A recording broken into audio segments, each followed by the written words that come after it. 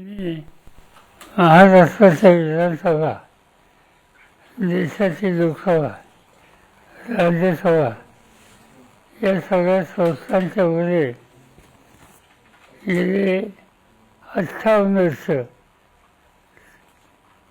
सभासद आहे. आणि या 58 वर्षामध्ये अंदाजपत्रक ज्या दिवशी असेल त्या दिवशी माझी गैरहजेरी कधी झालेली नव्हती. पण दुर्दैवानं हा एक कौटुंबिक आघात झाला आणि त्यामुळं मी दिल्लीला आठवून जाऊ शकलो नाही. त्यामुळं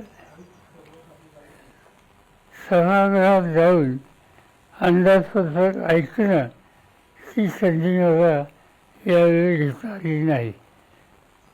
पण जे काही वाचलं त्याच्यामध्ये 2-3 गोष्टी दिसतात.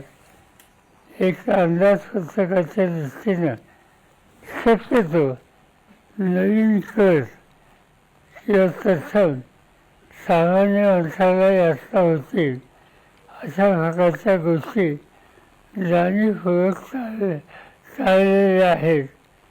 ही एका प्रकारे समाधानाची गोष्ट आहे. पण या अंदाजपत्रकामधून विकासाला अधिक गती येईल या दृष्टीनं काही ठोस पावलाची आणखी अपेक्षा होती. आज त्याच्यानंतर माझ्या मते एक दुसरा निर्णय आत्ता आंतरराष्ट्रीय पातळीवर घेतलेला दिसतोय. आणि तो म्हणजे अमेरिकेनं भारताच्या संदर्भात जी कर आकारणी केली होती त्याच्यामध्ये काही प्रमाणात कपात करण्याचा निर्णय घेतलेला आहे. मला फक्त 1-2 गोष्टीची चिंता आहे की अमेरिका आणि भारत यांचा हा जो नवीन करार होतोय त्याचं स्वच्छ चित्र आणखी 2 दिवसात देशाच्या समोर येईल.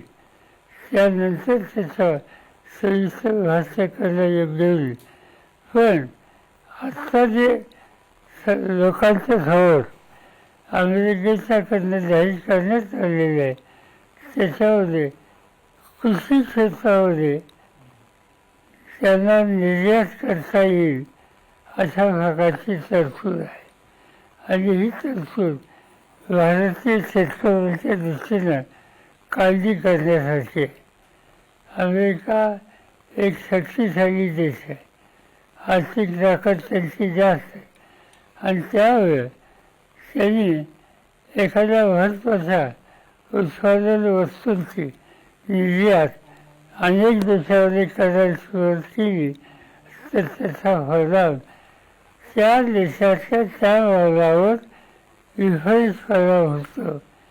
आणि ती स्थिती भारतीय शेतीच्या बाबतीत येऊ नये अशी अपेक्षा माझ्यासारख्याची आहे. साहेब, एकंदरीत अजितदादांची दुर्दैवी घटना घडल्यानंतर राजकीय घडामोडींना वेग आलेला आहे.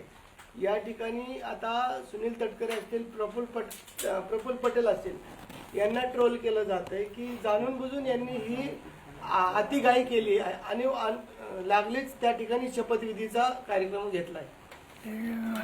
मला काही त्याचं भाष्य करायचं.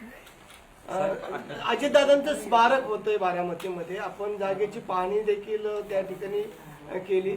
कशा स्वरूपात कोणी सांगितलं? मी आता पेपरमध्ये वाचलं की आम्ही तिथे स्मारक करतो आहोत वगैरे वगैरे. ही गोष्ट मला माहिती आहे. या संस्थेच्या जागेची चर्चा काही लोकांनी केलेली त्याच्याबद्दल त्या संस्थेचा अध्यक्ष मी आहे.